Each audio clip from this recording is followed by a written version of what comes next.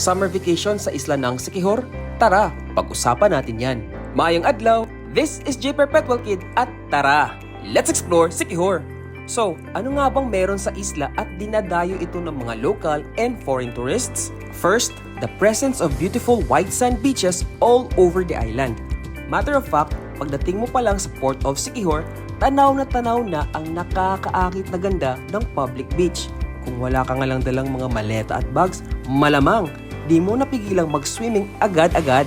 Aside sa Siquijor Port Beach, nariyan din ang sikat na Paliton Beach aka Little Boracay sa San Juan, Siquijor. At dito ka sasakay sa coconut swing at mag-hire ng human drone para sa magagandang souvenir videos. Next, ang Cangbusio Beach which is on the other side of Paliton Beach. By the way, may little beach in between Paliton at Cangbusio Beach. Hotel recommendation, Dwarf Guest House, a 5 to 10 minute walk papuntang Paliton Beach. Please check my other mini vlog for details. Next, ang Salagdoong Beach sa Maria.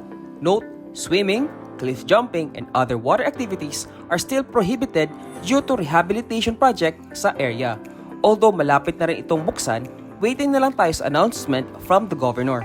Next on the list ay ang Solangon Beach sa San Juan.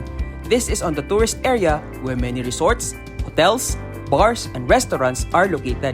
Hotel recommendations, Carisma Beach Resort if beachfront property ang gusto mo, while choose Hannah's Place if gusto mo ng affordable accommodation. Again, please check my previous mini vlogs for details. Next, we explore Katikugan Dumanhog Beach which is just 2 kilometers away from Siquijor Port papuntang San Juan. I love this area dahil ang lawak ng beach at wala masyadong nagpupuntang tourists. Hotel recommendation, Blue Wave Inn for affordability and this beautiful view from their infinity pool. Next, tara naman sa Candanay Sur Beach, just 2 kilometers away from Siquijor Port papuntang Larena. Hotel recommendations, stay at Villa Marmarin if gusto mo ng beachfront. By the way, there's an upcoming new resort with an infinity pool near the beach. Or if gusto nyo ng affordable accommodation, stay at Edmonds Inn and Suites. Medyo mahaba na tong mini vlog.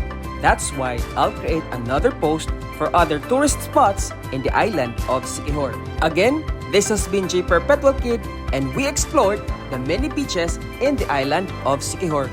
Hanggang sa susunod na biyahe, ayo-ayo!